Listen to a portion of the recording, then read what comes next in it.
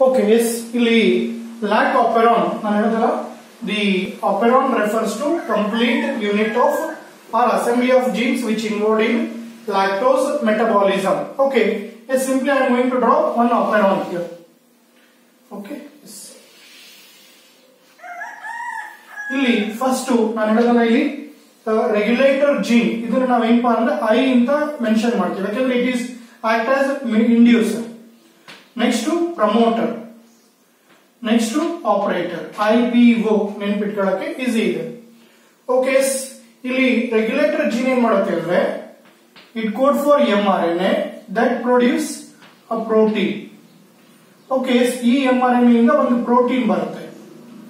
ಆ ಪ್ರೋಟೀನ್ ಅನ್ನು ನಾವು ರಿಪ್ರೆಸರ್ ಪ್ರೋಟೀನ್ ಅಂತ ಹೇಳ್ತೀವಿ. ಓಕೆ, ಆ ರಿಪ್ರೆಸರ್ ಪ್ರೋಟೀನ್ ಹೋಗಿ ಆಪರೇಟರ್ ಜೀನ್ ಅನ್ನು ಬೈಂಡ್ ಮಾಡುತ್ತೆ. ಓಕೆ, ಇದು first point. Regulator gene it produce repressor protein or even ಇದಕ್ಕೆ ಇಂಡ್ಯೂಸರ್ ಪ್ರೋಟೀನ್ ಅಂತಾನೂ ಕರೀತೀವಿ. Inducer protein. ಓಕೆ, ಈ ಇಂಡ್ಯೂಸರ್ ಪ್ರೋಟೀನ್ ಏನ್ ಮಾಡುತ್ತೆ ಅಂದ್ರೆ ಆಪರೇಟರ್ ಜೀನ್ ಹೋಗಿ ಬೈಂಡ್ ಆಗುತ್ತೆ. ಇನ್ನು ನೆಕ್ಸ್ಟ್ ಪ್ರಮೋಟರ್ ಜೀನ್ ಇದು ಏನ್ ಮಾಡುತ್ತೆ ಅಂದ್ರೆ it having sequence Tata. Okay, ಈ ಪ್ಲೇಸ್ ಒಳಗೆ ಏನಾಗುತ್ತೆ RNA ಪಾಲಿಮರೇಸ್ ಬಂದು ಬೈಂಡ್ ಆಗುತ್ತೆ. ಓಕೆ, ಈ ಪ್ಲೇಸ್ ಒಳಗೆ ಏನು RNA ಪಾಲಿಮರೇಸ್ ಎನ್ಸೈಮ್ ಬಂದು ಜೀನ್ ಅನ್ನು ಟ್ರಾನ್ಸ್ಕ್ರೈಬ್ ಮಾಡುತ್ತೆ. ಇನ್ನು ರೆಸ್ಟ್ ಆಫ್ ದ ಥಿಂಗ್ ಇಲ್ಲಿಂದ ಏನಿರುತ್ತಿದ್ದು ಸ್ಟ್ರಕ್ಚರಲ್ ಜೀನ್ಸ್. ಆಕ್ಚುಲ್ ಈ ಜೀನ್ಸ್ ಕಾಪಿ ಆಗ್ಬೇಕಾಗುತ್ತೆ.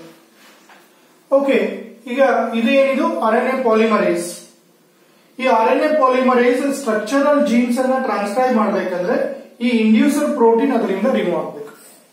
ಇಂಡ್ಯೂಸರ್ ಪ್ರೋಟೀನ್ ಅಲ್ಲಿ ಇತ್ತು ಅಂತಂದ್ರೆ that can not read the structural gene ಅಥವಾ that can not transcribe structural genes. ಇದು ಸಿಂಪಲ್. ಇಲ್ಲಿ ನಾನು ಆಗಲೇ ಹೇಳಿದಂಗೆ ರೆಗ್ಯುಲೇಷನ್ ಆಫ್ ಜೀನ್ ಎಕ್ಸ್ಪ್ರೆಷನ್ ಹೇಳ್ತಾ ಇದೀವಿ. Genes in a cell are expressed to perform functions only when they needed. ಆ ಕೆಲಸ ಯಾವಾಗ ಅವಶ್ಯಕತೆ ಇದೆ ಅವಾಗಲೇ ಅದು ಪರ್ಫಾರ್ಮ್ ಮಾಡಕ್ಕೆ ಜೀನ್ ಎಕ್ಸ್ಪ್ರೆಸ್ ಆಗಬೇಕು. ಅದಕ್ಕೆ ಎಕ್ಸಾಂಪಲ್ ಯಾವ್ದು ಕಲಿತೀವಿ? ಲ್ಯಾಕ್ ಆಪೆರಾನ್. ಲ್ಯಾಕ್ ಆಪೆರಾನ್ ಆಮೇಲೆ ಬರೋಣ. ಈಗ ಫಸ್ಟ್ ಆಪೆರಾನ್ ಬಗ್ಗೆ ಬರೋಣ. Operon is a complete unit of gene in gene regulation. Operon ಅಂದ್ರೆ ಇದು complete unit of gene regulation ಗೆ ಆಪೆರಾನ್ ಅಂತ ಕರಿತೀವಿ. ಈ ಆಪೆರಾನ್ ಒಳಗೆ ಮೇನ್ ಬರೋದು ಯಾವುದು? Regulator gene, promoter gene, operator gene, structural gene. Structural gene ನಾನು ಹೇಳಿದ್ರೆ simple, it code for mRNA, that code for protein. ಆ ಪ್ರೋಟೀನ್ ಹೋಗಿ ಫಂಕ್ಷನ್ ಮಾಡುತ್ತೆ. ಇನ್ನ ಇವು ಮೂರು ಏನಿದಾವೆ ನೋಡ್ರಿ, ಇವು ಮೂರು ಏನಪ್ಪಾ ಅಂದ್ರೆ ರೆಗ್ಯುಲೇಟರ್ ಜೀನ್ಸ್ ಇದೆ. ಓಕೆ, ಫಸ್ಟ್ನೇದು ಯಾವುದು? Regulator gene. ಇದೇನ್ ಮಾಡುತ್ತೆ? It produce repressor or inducer protein. Okay, ಈ ಇಂಡ್ಯೂಸರ್ ಪ್ರೋಟೀನ್ ಎಲ್ಲಿ ಬೈಂಡ್ ಆಗುತ್ತದೋ ಹೋಗಿ ಆಪರೇಟರ್ ಜೀನ್ ಗೆ ಬೈಂಡ್ ಆಗುತ್ತೆ.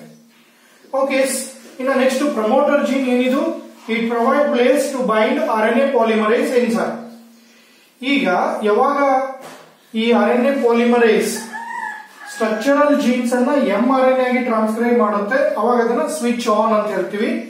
ಓಕೆ, ಯಾವಾಗ ಅದು ಟ್ರಾನ್ಸ್ಕ್ರೈಬ್ ಮಾಡಲ್ಲ ಅವಾಗ ಅದನ್ನ ಸ್ವಿಚ್ ಆಫ್ ಕಂಡೀಷನ್ ಅಂತ ಹೇಳ್ತೀವಿ. ಓಕೆ, ಈಗ RNA ಪಾಲಿಮರೇಸ್ ಕೆಲಸ ಏನು? Transcribe the structural jeans.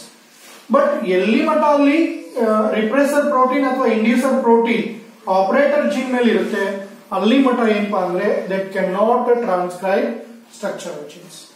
Okay, ಅದು ಇಂಡ್ಯೂಸರ್ ಹೊರಗೆ ಬಂದ್ರೆ ಅಷ್ಟೇ ನಾವ್ ಏನ್ ಮಾಡಬಹುದು, ಅಲ್ಲಿ ಸ್ಟ್ರಕ್ಚರಲ್ ಜೀನ್ಸ್ ಅನ್ನ RNA ಪಾಲಿಮರೇಸ್ ಕಾಪಿ ಮಾಡಬಹುದು.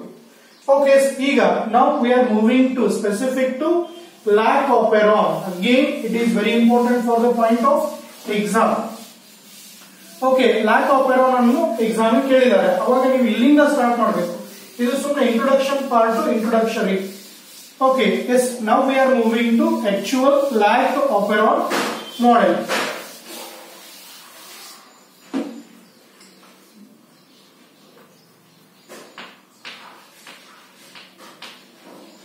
ಓಕೆ, ಲ್ಯಾಕ್ ಆಪೆರಾನ್ 5 ಮಾರ್ಕ್ಸ್ ಗೆ ಬಹಳಷ್ಟು ಇಂಪಾರ್ಟೆಂಟ್ ಕ್ವಶನ್. ಓಕೆ, ಒಂದ್ 2 ಸಲ ಇದನ್ನ ಆಲ್ರೆಡಿ ಎಕ್ಸಾಮ್ ಒಳಗೆ ಕೇಳಿದ್ದಾರೆ. Describe lac operon concept. Okay, first ಗೆ ಹೇಳ್ಬೇಕಪ್ಪ ಅಂದ್ರೆ lac operon concept was proposed by Jacob and ಮೊನಾಡ್.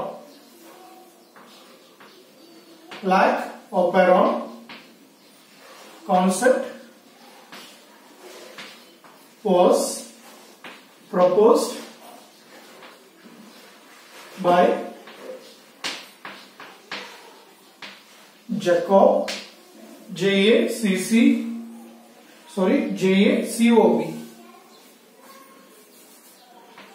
Jacob and Monod,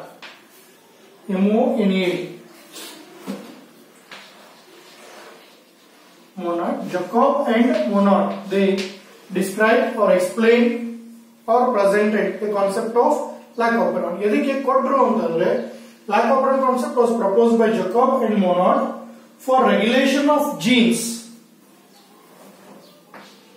For regulation of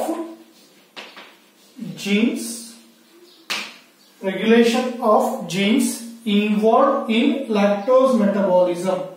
Genes involved in lactose metabolism. Okay, yes.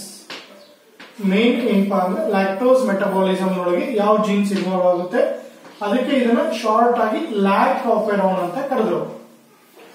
Okay, yes. Lac refers to lactose, operon refers to assembly of genes. Okay, lactose metabolism adu elli andre in E. coli cells.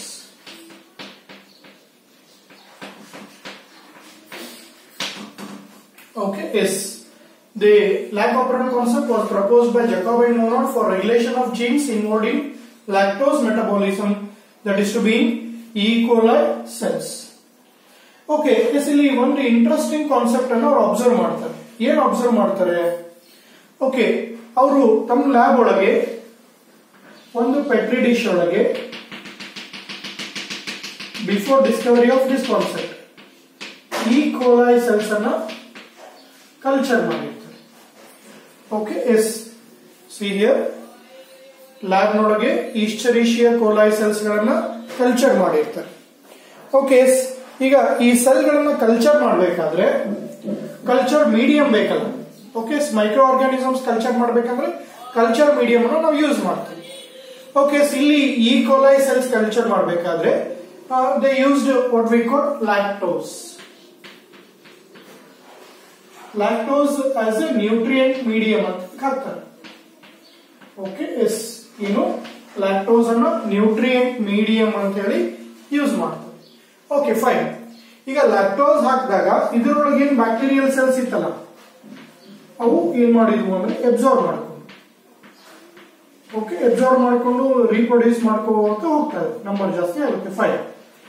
ಈಗ ಅವರಿಗೆ ಬರೋ doubt ಏನಪ್ಪಾ ಅಂತಂದ್ರೆ ಈಗ ನಾನು culture ಮೀಡಿಯಂಗೆ lactose ಹಾಕಿದೀನಿ ಅಂತ ಈ ಕೋಲೈ bacteria ಹೆಂಗ್ ಗೊತ್ತಾಯ್ತು? ಈಗ ನಾವಾದ್ರೆ ಹೆಂಗ್ ಮಾಡ್ತೀವಿ? ಬೈ ಐಸ್, ಕಣ್ಣಿಂದ ನೋಡಿ ತಿಳ್ಕೊತೀವಿ, ಇಲ್ಲಾಂದ್ರೆ ಬೈ ಹಿಯರಿಂಗ್ ಕೇಳಿ ತಿಳ್ಕೋಬಹುದು, by sensing the smell or by sensing taste. ಈ ತರ ಡಿಫರೆಂಟ್ ಫೀಚರ್ಸ್ ಇಂದ ನಾವು ಐಡೆಂಟಿಫೈ ಮಾಡ್ತೀವಿ. ಬಟ್ ಅವ್ರಿಗೆ ಅದೇ ಡೌಟ್ ಬಂದಿದ್ದು ಏನಂತಂದ್ರೆ ಈ ಕೋಲೈ ಸೆಲ್ಸ್ ಗೆ ನಾನ್ ಲ್ಯಾಕ್ಟೋಸ್ ಹಾಕಿದೀನಿ ಅಂತ ಹೆಂಗ್ ಗೊತ್ತಾಯ್ತು? ಮತ್ತೆ ಇನ್ನೊಂದು ಇಂಟ್ರೆಸ್ಟಿಂಗ್ ಅವ್ರು ಅಬ್ಸರ್ವ್ ಮಾಡ್ತಾರೆ. ಏನು? ಇನಿಷಿಯಲಿ ಆ lactose that is to be absorb by cells ಏನಿರುತ್ತಲ್ಲ ಬಹಳ ಸ್ಲೋ ಇರುತ್ತೆ. ಬಟ್ ಸಮ್ ಟೈಮ್ ಆ ಲ್ಯಾಕ್ಟೋಸ್ ಅಬ್ಸಾರ್ಪ್ಷನ್ ಇಮಿಡಿಯೇಟ್ ಏನಾಗುತ್ತೆ ಅಲ್ಲಿ ಫಾಸ್ಟ್ ಆಗುತ್ತೆ. ಓಕೆ, ಈ ತರ ಏನಪ್ಪಾ ಅಂದ್ರೆ ಅವ್ರಿಗೆ ಕಾನ್ಸೆಪ್ಟ್ ಬರುತ್ತೆ. ಆ ಒಂದು ಡೌಟ್ಸ್ ಮೇಲೆನೆ ಅವರು ಈ ಕಾನ್ಸೆಪ್ಟ್ ಅನ್ನ ಏನ್ ಮಾಡ್ತಾರೆ, ಡಿಸ್ಕವರ್ ಮಾಡಿ ಆಮೇಲೆ ಕನ್ಕ್ಲೂಷನ್ ಗೆ ಬರ್ತಾರೆ. Okay, fine. ಈಗ ಇದು ಇಂಟ್ರೊಡಕ್ಷನ್ ಒಳಗೆ. ಎಸ್, ಈಗ ಫಸ್ಟ್ ನೀವು ಹೇಳ್ಬೇಕು ಅಂದ್ರೆ Lac-Operon concept was proposed by Jacob and Monod for the regulation of gene expression which involved in lactose metabolism. ಈಗ ನಿಮಗೆ ಗೊತ್ತಿದೆ lactose converted into glucose and galactose by 3 enzyme ಅದು produced by 3 structural genes. In E. coli cells,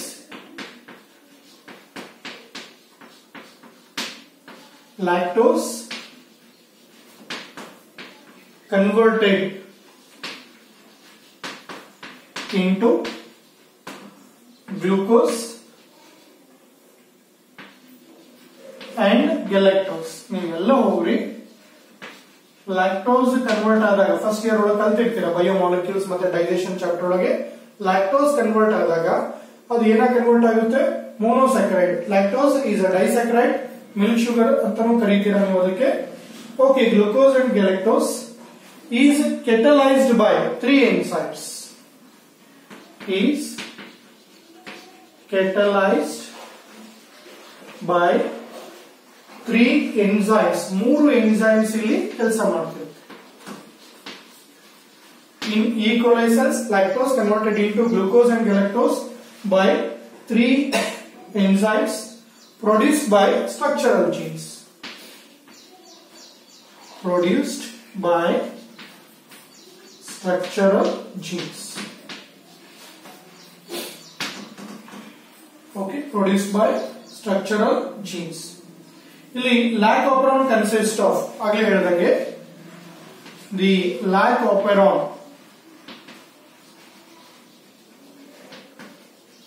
consists of, okay, lac operon consists of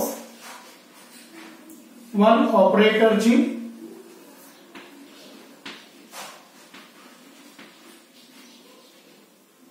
incorrect है बरेगा, one regulator gene,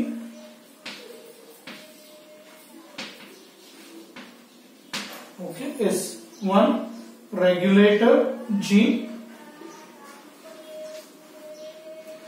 one promoter gene, same ಅಲ್ಲಿ ಹೆಂಗ್ ಬರುತ್ತೆ ಇಲ್ಲೂ ಹಂಗೆ, one promoter gene, one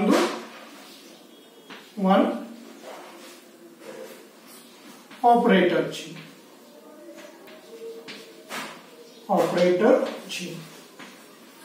okay, yes, and 3 structural genes. Okay, yes, ಅದರೊಳಗೆ ಒಂದು lac Z,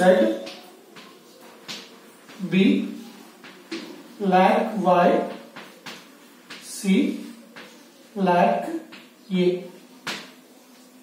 lac Z, lac Y, lac A ಅಂತ ಹೇಳಿ. Okay, yes, lac Z ಏನ್ ಮಾಡ್ತಿರುತ್ತೆ ಅಂದ್ರೆ, it codes for mRNA. That mRNA codes for beta galactosidase enzyme. Lac Y, it codes for, okay, is galactoside permease. For is galactoside permease. Okay, is ಇಲ್ಲಿ ಇದು ಹೇಳಬೇಕು ಅಂತಂದ್ರೆ codes for galactoside trans-acetylase. Codes for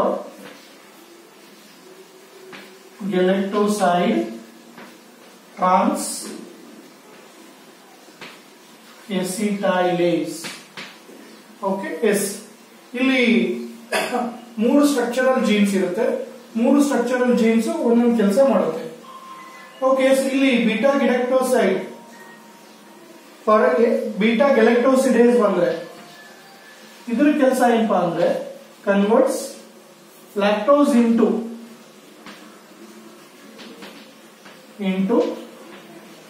glucose plus galactose. ಇದ್ರ ಕೆಲಸ ಏನಪ್ಪಾ ಅಂದ್ರೆ converts lactose into glucose plus galactose. Permease, it increase the permeability